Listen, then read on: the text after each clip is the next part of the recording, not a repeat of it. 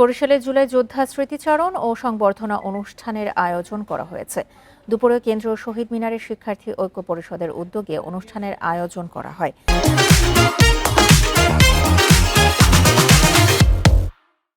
জাতীয় সঙ্গীত এর মধ্য দিয়ে অনুষ্ঠানের শুরু করা হয়।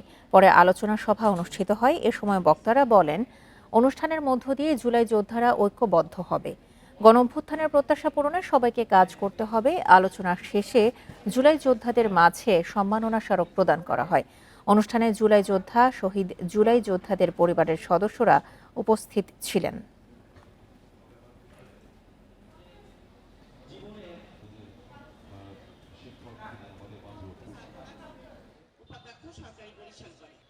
আমাদের মাঝে আমরা